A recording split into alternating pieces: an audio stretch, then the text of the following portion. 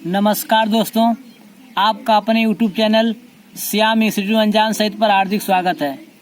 दोस्तों, इस वीडियो में हम लोग कक्षा 12 आप व्यू मैट्रिसेज अध्याय 3 को देखेंगे।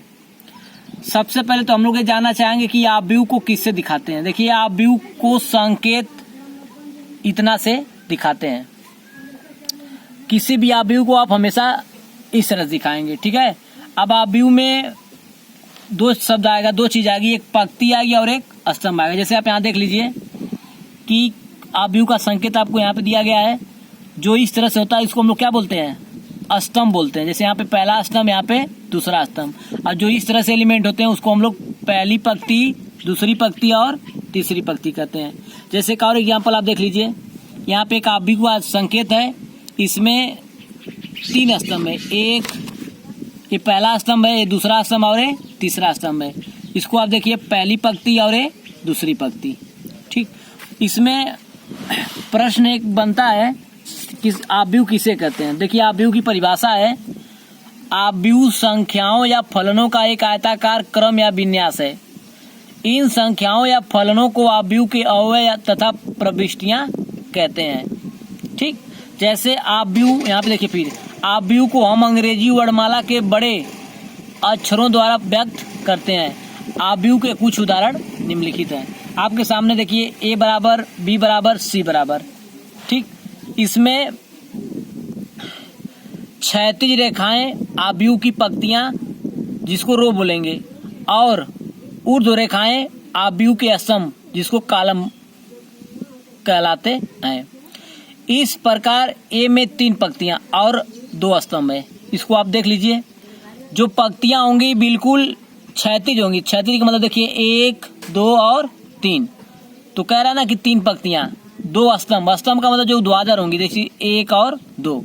ऐसे B में देख लीजिए, 3 पंक्तियां और 3 स्तंभ, तो 1 पंक्ति, 2 पंक्ति, 3 पंक्ति, 1 स्तंभ, 2 स्तंभ, 3 स्तंभ। ऐसे ही देखिए C में 2 पंक्तियां और 3 स्तंभ, तो C वाला यहाँ पे देखिए, इसमें पंक्ति का मतलब क्षैतिज रेखा, तो 1 और 2 पंक्तियां हो गई। स्तंभ देख लीजिए, 1 स्तंभ, 2 स्तंभ और 3 स्तंभ। उसके बाद आता है आप व्यू की कोटि। तो आप व्यू की कोटि बिल्कुल आसान, इसको आप समझिए। आप व्यू की कोटि,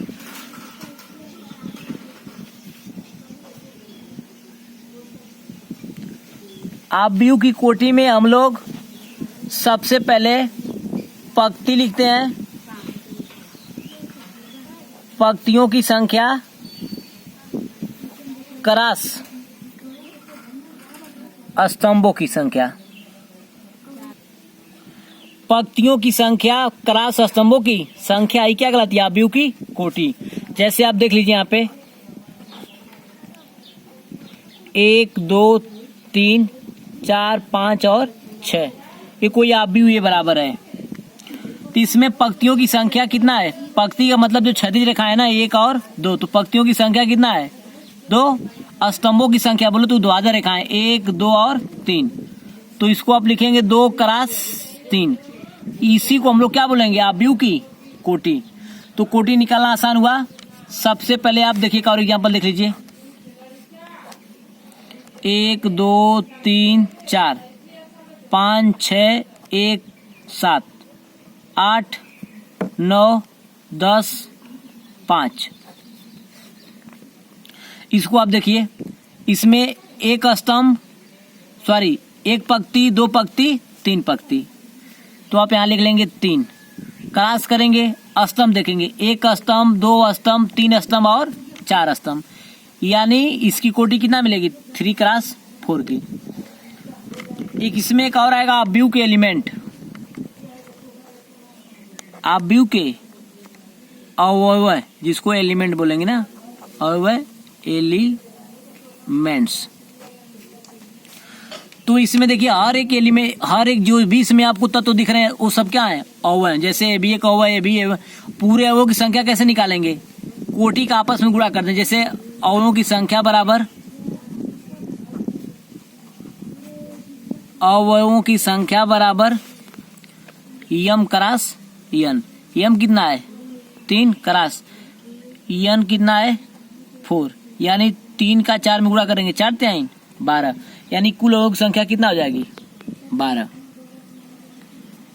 अब हम लोग सवाल देखते हैं। देखिए प्रश्नावली 3.1 का पहला सवाल, आव्यूह a बराबर 2 5 19 -7 35 -2 5/2 12 करीब 3 1 -5 17 के लिए ज्ञात कीजिए। पहली पॉइंट आव्यूह की कोटि। तो हम लोग यहाँ पे देखेंगे आव्यूह की कोटि में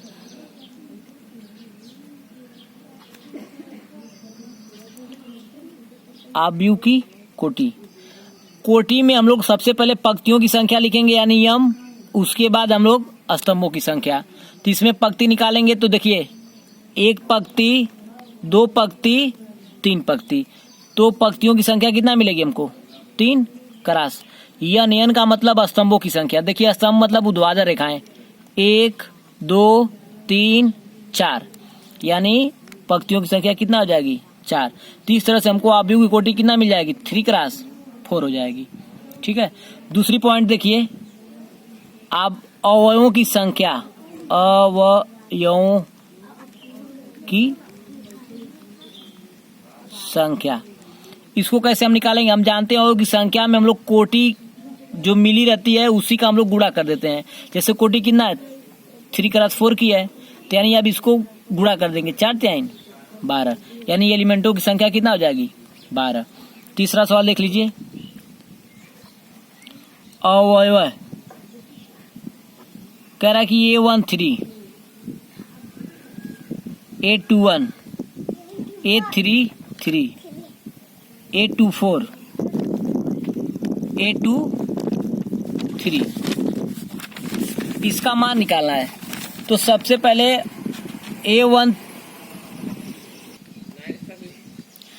A13 का मतलब समझिए आप, A13 का मतलब कि पहले पंक्ति फिर स्तंभ। तो इसका मतलब कि आप पहली पंक्ति के तीसरे स्तंभ को देखेंगे।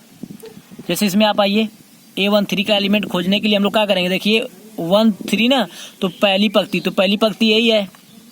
इसके तीसरे स्तंभ देखिए 3 लिखा, तीसरा स्तंभ बोले तो पहला स्तंभ दूसरा स्तंभ और तीसरा, तो कितना मिलेगा 19।